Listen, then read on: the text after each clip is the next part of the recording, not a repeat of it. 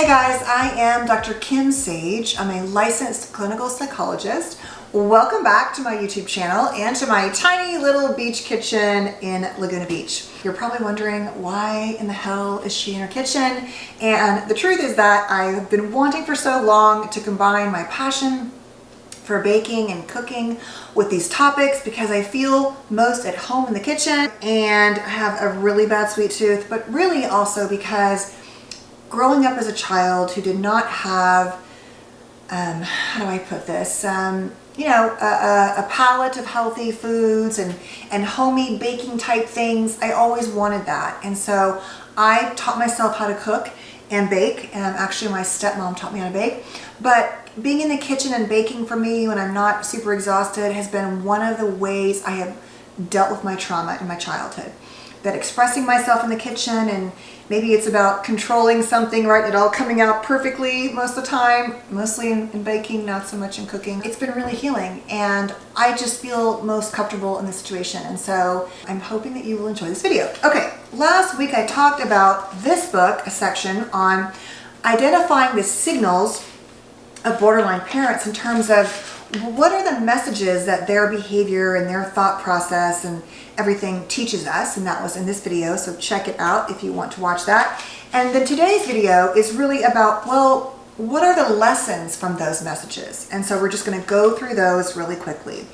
If you are new to this channel, please consider subscribing and clicking the bell, and that way you'll get notified when I post new videos. I really truly believe there are millions and millions of us walking around with parents who are actually not narcissistic, but who are borderline with narcissistic traits.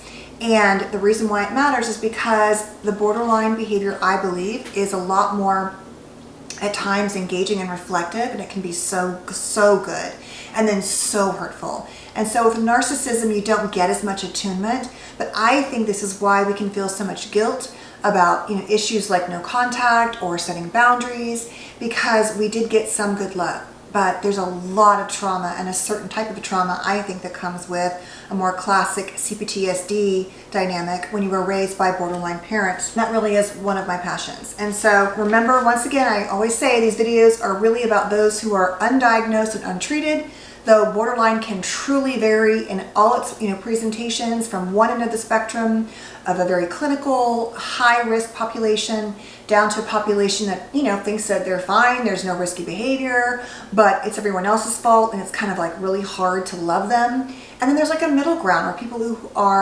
are today, I believe, aware of borderline. They're working on it, right? They're trying, and that is so different from a population or a loved one who just doesn't own their behavior, remains hurtful, and doesn't try to repair. So please keep that in mind. All right, so the lessons are clear. So I went through last time about the messages we hear. And so as I go through this list, try to think about how these things might resonate for you, okay? The first one is, if you were raised like this, you often don't trust others, even those that are close to you, because your confidence is often and randomly betrayed. And so what they're saying is, you feel like you can't really tell people what's really going on, or what you really feel. And at the core, I think even bigger, is that, if you can't trust a parent to generally be safe and there for you, because remember, borderline often looks like disorganized attachment, where the source of safety is also the source of fear. At the core, it's hard to trust really anybody. You often just trust yourself. And then even that can be scary. Like, well, can I trust myself? Because then we often choose unhealthy partners that we think look different in our adult lives, but are often just manifestations of our childhood wound. The next one is, you're damned if you do and damned if you don't. You just can't do anything right. So you're all kind of like walking on eggshells. That's a very common expression with parents who have borderline. And so you feel like you never get it right, and that really ties into never ever being good enough.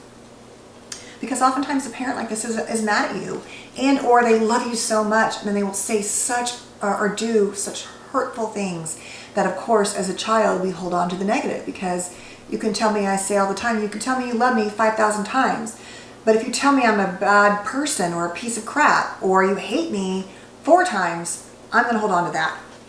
It's unsafe to express your true feelings because they will be mocked, denigrated, or ignored. That's the part where borderlines often have a really hard time allowing true emotional attunement, and they will often have memory lapses or deny things that they've said to you, and or just use you, not necessarily intentionally, but use you to manage their emotions, and so your feelings and emotions are ignored. You really exist to take care of them.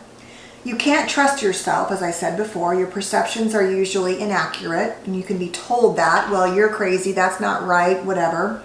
People manipulate, and gifts come with strings attached. This is very true. And so at the core, if you were raised with a parent who remained sort of like out of control in terms of getting what they want, it's getting what they want at the core, and you become at some point aware of that, and so you never really trust that someone is showing up with you or for you with pure intentions, including even receiving gifts. Life holds little physical affection. Now, this is not true. Some borderline people who struggle can be very physically affectionate, and some cannot. But it's not safe love if that love can also be rage the next day or the next hour, or there can be physical abuse and things like that. You are undeserving of love and affection, compliments, or material items. And that goes back to that core of feeling unworthy. I've talked about in other videos about feeling like, I believe the core of being raised by parents like this, if they remained untreated, is that there's something wrong with me. I'm unlovable, I'm bad, I'm worthless, I'm shameful, that kind of stuff.